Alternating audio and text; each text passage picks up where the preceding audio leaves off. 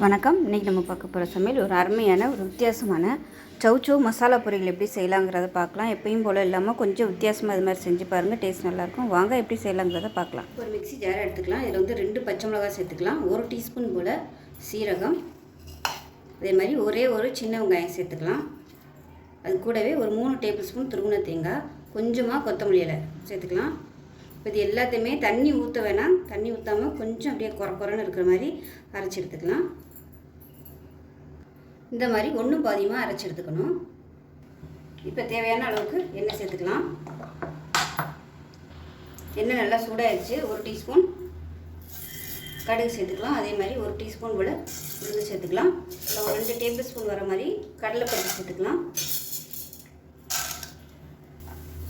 கடலைப்பருப்பு நல்லா சவக்க ஆரம்பிச்சிச்சு. இதில் வந்து நல்லா ஒரு கைப்பிடி அளவுக்கு பொடியாக நறுக்குன்னா சின்ன வெங்காயம், ஒரு கொத்து கருவேப்பிலை சேர்த்துக்கலாம்.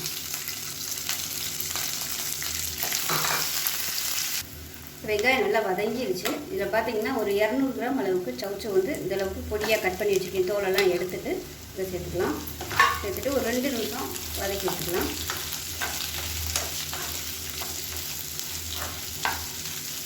சௌ சௌ நல்லா வதக்கி விட்டாச்சு. அடுத்தது கொஞ்சமாக தெளித்த மாதிரி தண்ணி ஊற்றிக்கலாம். ஏன்னா அதிலேருந்து தண்ணி வரும், அதனால் ரொம்ப ஊற்றிட வேண்டாம். சௌ சௌ வந்து பிஞ்சாக இருந்துச்சுன்னா சீக்கிரமாகவே வெந்துடும். கொஞ்சமாக தான் தண்ணி தெளிச்சிருக்கேன், அதுலேருந்து தண்ணி வரும், அதனால் கரெக்டாக இருக்கும். இப்போ வந்து மூடிடலாம். இப்போ இதில் ஒரு 1/4 டீஸ்பூன் போல் நான் வந்து கல் உப்பு சேர்த்துருக்கேன். மூடி வச்சலாம், மீடியமான ஃப்ளேமில் வேகட்டும். இப்போ எப்படி இருக்குன்னு பார்க்கலாம். பார்த்திங்கன்னா சௌ சௌ நல்லா வெந்துருச்சு. இது மாதிரி கையிலையோ கரண்டிலையோ வச்சு நசுக்கி பார்த்திங்கன்னா உங்களுக்கு அது வந்து நசுங்கணும். நசுங்குச்சுன்னா உங்களுக்கு நல்லா வெந்துருச்சுன்னு அர்த்தம். தண்ணி வந்து பார்த்துக்கிட்டு நீங்கள் சேர்த்துக்கோங்க. வேகாத மாதிரி இருந்துச்சுன்னா தெளித்து மூடி வச்சுக்கோங்க. இப்போ பாருங்கள் காய் நல்லா வெந்துருச்சு. லேசாக தண்ணி இருக்குது. இப்போ ஹை ஃப்ளேமில் வச்சு இந்த தண்ணியை வற்ற விட்டுக்கலாம். இப்போ தண்ணி நல்லா வற்றிருச்சு. நம்ம அரைச்சி வச்சுருக்க இந்த தேங்காவை வந்து சேர்த்துக்கலாம்.